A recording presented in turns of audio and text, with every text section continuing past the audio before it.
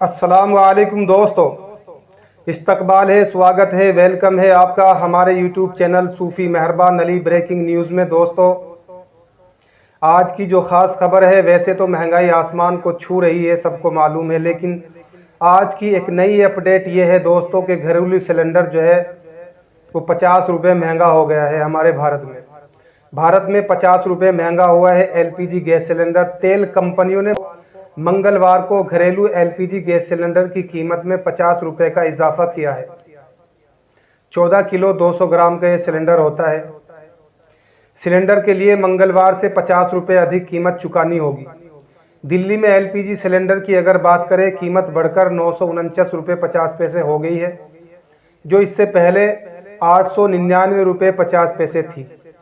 उत्तर प्रदेश की अगर बात करें दोस्तों, तो उत्तर प्रदेश की राजधानी लखनऊ में एलपीजी सिलेंडर की कीमत बढ़कर 987 रुपये 50 पैसे हो गई है।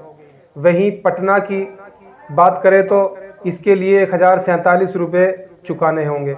कोलकाता में भी नई कीमत में 976 रुपये हो गए हैं। इससे पहले इसकी कीमत 926 रुपये थी। इससे पहले आखिरी बार घरेलू एलपीजी सिलेंडर के दाम 6 अक्टूबर 2021 को बढ़े थे। इसी के साथ दोस्तों एक और बड़ी खबर आपके सामने रखता हूं दोस्तों।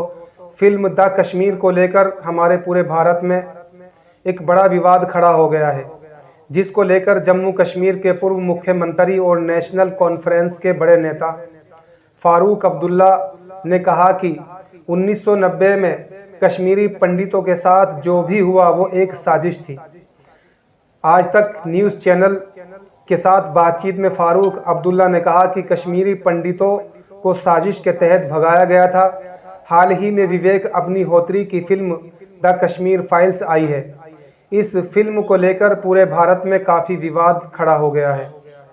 एक बार फिर कश्मीर से पंडितों के पलायन को लेकर चर्चा हो रही है।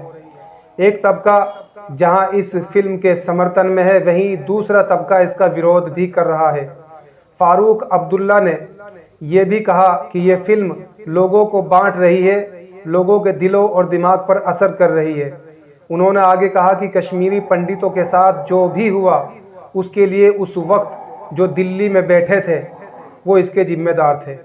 फारूक अब्दुल्ला ने कहा कि कश्मीरी पंडितों पर मेरा भी दिल रोता है और हर कश्मीरी चाहता है कि पंडित वापस लौटे, लेकिन इसका जिम्मेदार कौन था? उस वक्त दिल्ली में बैठी हुई सरकार इसकी जिम्मेदार थी। दोस्तों, खबर कैसी लगी, आपकी क्या राय है इन खबर को लेकर कमेंट में बता देना। अब हम चलते हैं, जाने की इजाज़त दीजिए।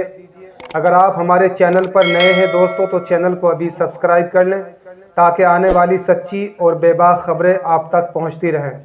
अस्सलाम वालेकुम।